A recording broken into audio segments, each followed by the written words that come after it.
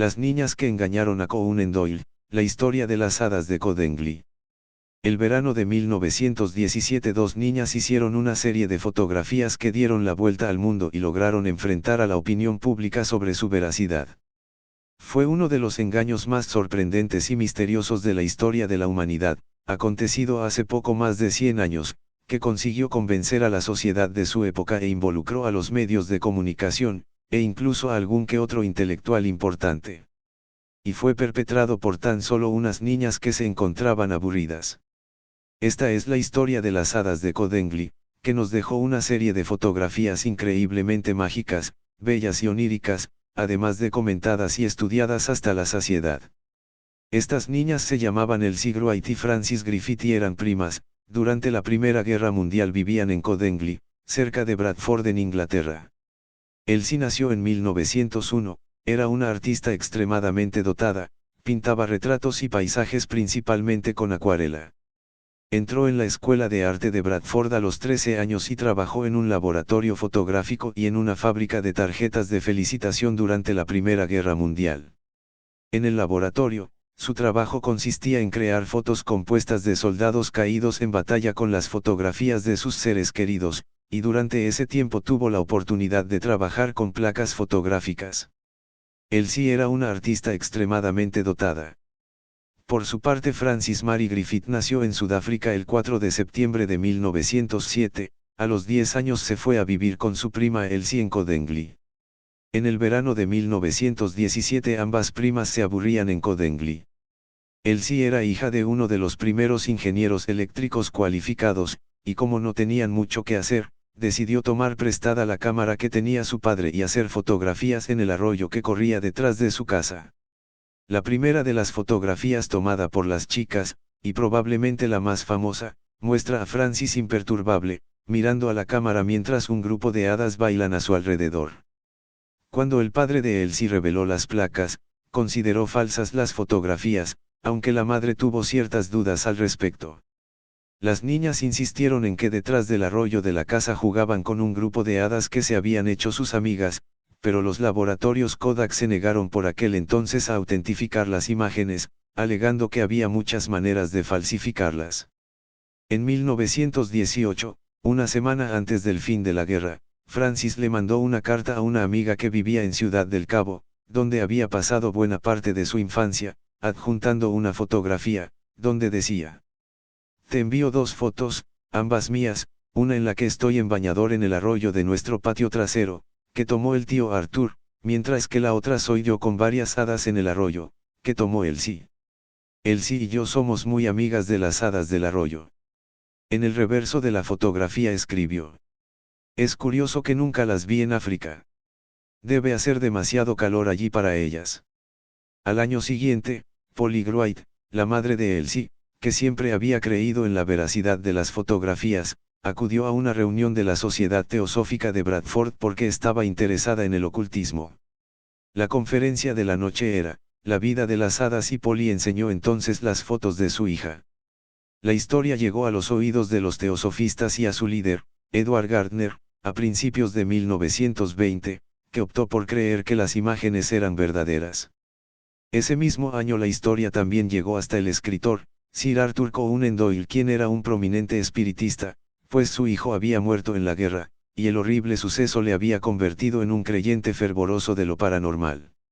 A finales de 1920 debía escribir un artículo sobre hadas como tema navideño para The Strand Magazine, y al observar las imágenes que le prestó Gardner, también creyó en su veracidad. Conan Doyle dijo: "Cuando se acepten nuestras hadas, otros fenómenos psíquicos encontrarán una aceptación más fácil". Aunque algunas personas le dijeron a Conan Doyle que las fotografías eran probablemente falsas, los peinados son demasiado parisinos para ser reales, tanto él como Gardner decidieron que si las jóvenes lograban tomar más fotografías junto al arroyo sería una prueba irrefutable de que eran verdaderas. Viajaron en agosto hasta Codengly, y prestaron a Elsie y Frances cámaras y placas fotográficas, para persuadirlas de que tomaran más fotografías. Para entonces, el suceso se había hecho eco en los medios de comunicación, y todos los periódicos del país y críticos daban su opinión sobre las hadas. Más aún cuando la carta que Francis le había enviado unos años antes a su amiga en Ciudad del Cabo salió a la luz. Periódicos como Truth llegaron a afirmar: para la verdadera explicación de esas fotografías de hadas lo que se precisa no es el conocimiento en fenómenos ocultos sino el conocimiento en niños. Las chicas hicieron unas cuantas fotografías más y Gardner se las envió a Conan Doyle, para que pudiera ilustrar el artículo que estaba preparando. En aquel momento se encontraba en Australia. A lo cual Dee le dijo: mi corazón se alegró cuando aquí en la lejana Australia recibí tu nota y las 3 maravillosas fotografías que son la confirmación de nuestros resultados publicados. Arthur, el padre de Elsie, que había tenido al escritor en gran consideración, se mostraba bastante perplejo de que su hija hubiera podido embaucar a un hombre tan inteligente con un truco tan burdo. Nuestra Elsie, pero sí es la última de la clase. La quinta y última de las fotografías de las hadas se considera a menudo la más sorprendente. Conan Doyle incluyó en su libro, La llegada de las hadas, una detallada descripción de la imagen. Sentada en el lado superior izquierdo con las alas desplegadas hay una hada descubierta aparentemente considerando si es hora de levantarse. Una madrugadora de mayor edad se ve a la derecha dotada de un pelo abundante y unas alas magníficas. Su cuerpo ligeramente denso se puede alcanzar a ver dentro de su traje de hada. En agosto de 1921, se hizo una última expedición a Codengly. Esta vez se trajo al clarividente Jeffrey Hudson para verificar cualquier avistamiento de hadas. Las hadas no fueron fotografiadas a pesar de que se informó de que fueron vistas tanto por Elsie como por Hudson. Pero para entonces tanto Elsie como Francis estaban cansadas del asunto de las hadas. Muchos años más tarde Elsie miró una fotografía tomada por Hudson en la que salían ambas y dijo: mira esto, hartas de las hadas. Tanto Elsie como Francis estuvieron de acuerdo en que le siguieron la corriente a Hudson hasta extremos a veces ridículos. En las imágenes e impresiones que han llegado hasta el presente, las hadas se ven planas, con una iluminación que no encaja con el resto de la fotografía, como si fueran recortes de papel. Se ha alegado que esto es porque los originales tenían poca calidad y necesitaron retoques y que esta es la razón por la que los originales fueron convincentes al principio.